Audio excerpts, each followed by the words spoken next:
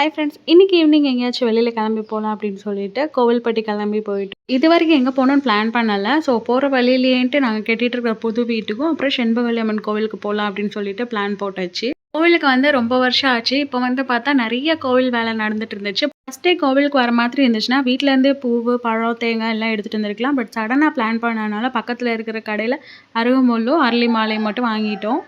கோவிலுக்கு உள்ளலாம் போய் சாமி கும்பிட முடியாது. வெளியில இருந்தே இந்த பிள்ளையாரும், முருகர் கிட்ட மட்டும் தான் சாமி கும்பிட முடியும்னு சொல்லியிருந்தாங்க.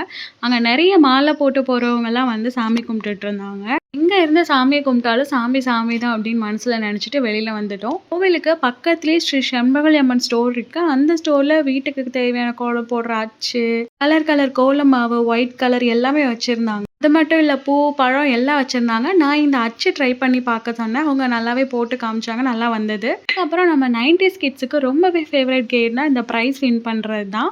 ஸ்க்ராட்ச் பண்ணி பார்க்கறப்போ வழக்கம் போல என் ராசியோ என்னவோ ஒண்ணுமே விழல. எங்க வீட்டு குட்டீஸ ட்ரை பண்ணி பார்க்க சொன்னேன். அவங்க ட்ரை பண்ணி பார்க்கும்போது ஒரு நெக் பீஸ் செட்டு கிடைச்சுச்சு. அப்புறமா இயரிங்கு கூடவே ஒரு காஜல் கிடைச்சிருந்துச்சு. பிரைஸ் வின் பண்ண கையோட கோவில்பட்டியில இந்த இடத்த தாண்டாம யாருமே மேக்ஸிமம் எங்கேயும் போயிருக்க மாட்டீங்க. இந்த கடையில வடை சாப்பிடாமயும் போயிருக்க மாட்டீங்க. இடத்த பார்த்தோன்னே கண்டுபிடிச்சிருப்பீங்க. ஸ்ரீ முத்துமாரி போலி ஸ்டால் தான்.